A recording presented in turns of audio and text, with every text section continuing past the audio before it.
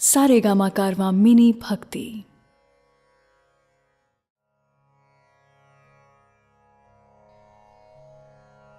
आचार्यः पितरः पुत्रास् तथैव च पितामहः मातुलः श्वशुरः पौत्रः श्यालः संबंधिनस्तथा।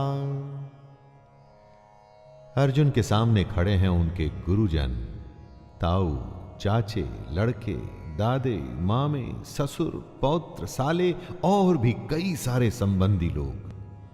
अर्जुन अपने हर संबंधी को करीब से पहचान रहे हैं और पहचान के उन्हें बता भी रहे हैं।